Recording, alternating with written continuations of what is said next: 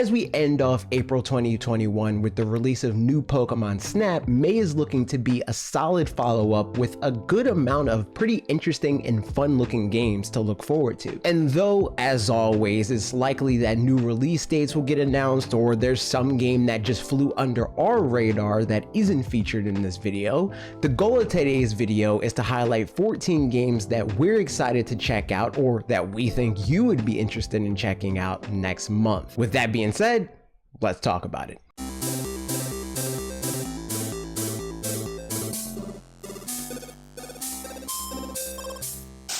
Remember Valet and how cute that little robot is? How the clear answer to making a potential sequel to it would be all about settling and rebuilding a sustainable world with the help of more robots? Well, whether intentionally or not, that's The Colonist. It's a chill settlement management sim with a rewarding loop of discovery, building, refinement, and exploration. There are preset campaigns, randomly generated maps, and a sandbox mode. It's been out on Steam for a couple of years and has great reviews on that platform, which means a lot since it's a game and a genre that a lot of games attempt but don't consistently stick the landing for. Luckily, for the people that are into this sort of thing, this game seems to have done well enough for itself as it settles onto the Switch on May 4th for $27. If you're on the hunt for some classic Game Boy themed action, Save Me Mr. Taco Definitive Edition is coming back to Switch. This is an odd one because Save Me Mr. Taco, a game that pays heavy homage to the original Game Boy in look and feel, launched on the Switch in 2018,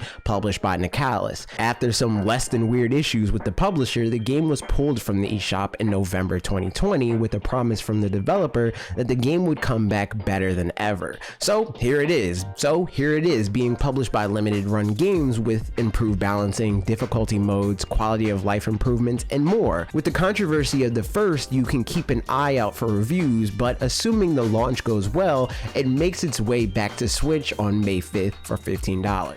Based on the YouTube animation juggernaut, Ruby Grim Eclipse will be making its way to Nintendo Switch via a definitive edition of what was initially so many people's best case scenario, a fan-made hack and slash game based off of the popular American anime. Sorry Not Sorry. That caught the attention of the IP holder and creator Rooster Teeth, who then decided to, instead of throwing the book at them for the infringement, help them refine it into a game worthy of a full release across pretty much every major platform at the time.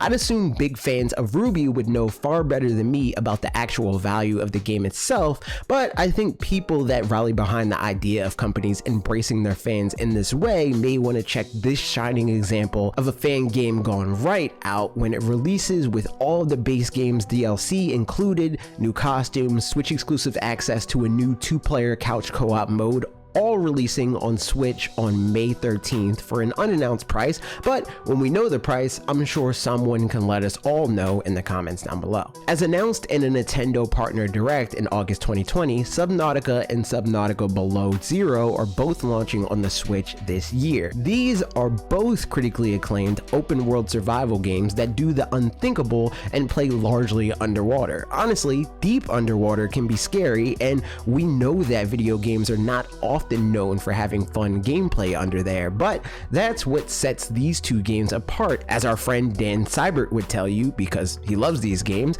these are games that really nail the exploration of an alien planet, and you'll have to decide when to play it safe or when to risk it all. Both games launch on May 14th for $30 each, but are a couple of bucks off if you pre-order / preload them before launch. And a crazy twist of fate, Nintendo has decided to go back to their own library and completely remaster and localize Famicom Detective Club, The Missing Heir, and The Girl Who Stands Behind in somewhat similar fashion to Fire Emblem Shadow Dragon and The Blade of Light, which was also a Japan-only game that Nintendo re-released as localized, but with some improved quality of life features last year. They've gone way back into their catalog and pulled these two detective-themed visual novels, localized them, and gave them the quality of life features of looking modern and stuff. Both games come out on May 14th for $35 each or $60 for the pair. Ariel Knights Never Yield was recently featured in an Indie World presentation and is a free runner game that looks to have fluid gameplay, a cool art style, and a soundtrack by Detroit artist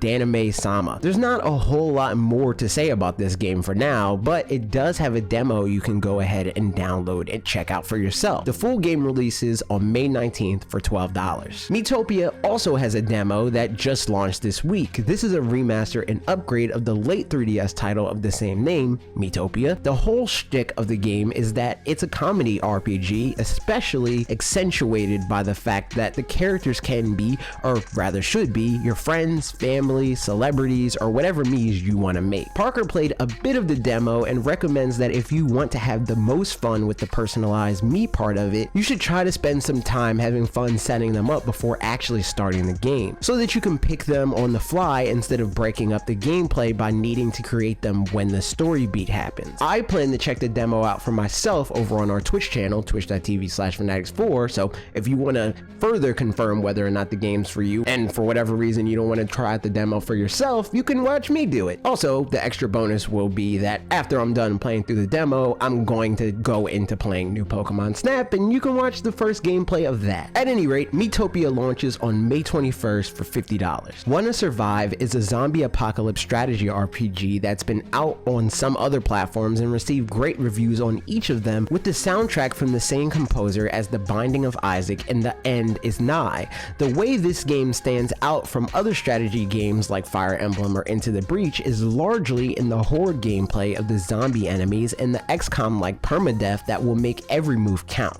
But there are difficulty options, so everyone who's interested can give it a go. Wanna Survive comes to Switch May 21st for $15. EA has been noticeably absent from the Switch for its first several years on the market, but for whatever reason, they've seemed to catch the memo that this console is doing pretty well and stuff, so Knockout City is their next title headed to Switch and everywhere else.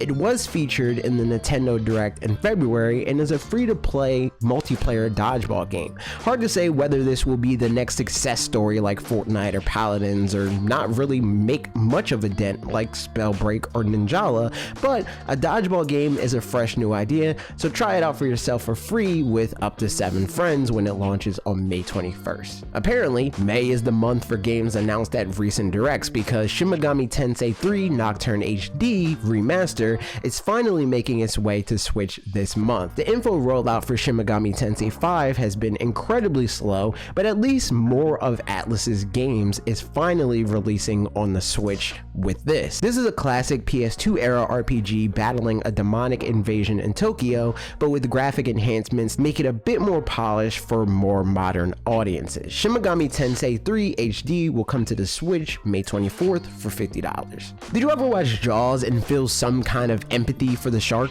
Like, hey, maybe it's hard to be a shark, or maybe it's fun to be a shark. Maybe I am a shark. At which point you realize that you're actually not thinking about Jaws, you're just in the middle of playing Maneater on Nintendo Switch. So I guess Subnautica isn't the only underworld game in May, but this time you're playing as the kind of creature that Subnautica is trying to survive from.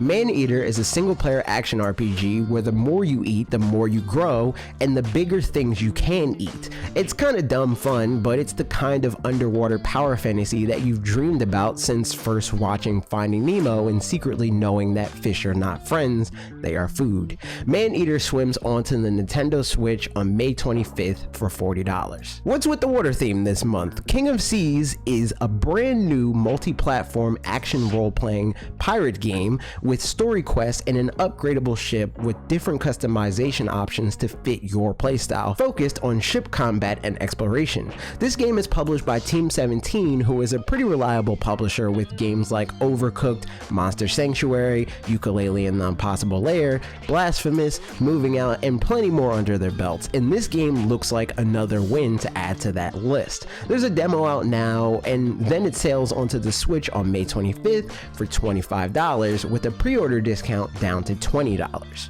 Another one from a recent direct, Very Valet, looks to be the next stress-inducing couch co-op title in the lineage of Overcooked, Moving Out, and The Stretchers. You and your teammates, if playing multiplayer, are valets at various fancy establishments who we're being given the keys to cars left and right and need to get them all parked. There's no time to spare, not even any time to be careful. Fight with seems to be intentionally clunky controls to drop off and pick up cars for guests as quickly as you can. Very Valet crashes onto the Switch May 25th for $25. World's End Club is an action-adventure platformer featuring a group of students who somehow wound up in an odd theme park on a school trip and are now being made to perform activities and complete games to make sure they survive to the end.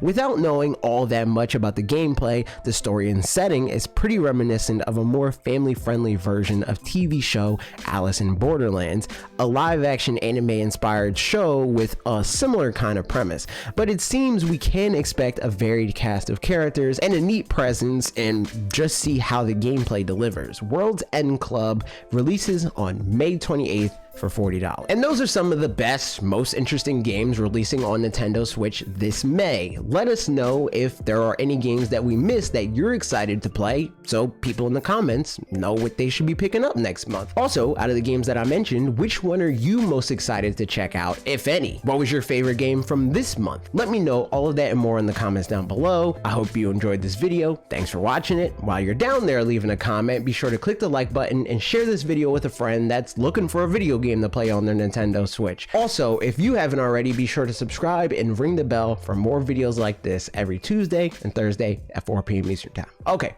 that's it for me. See you next week.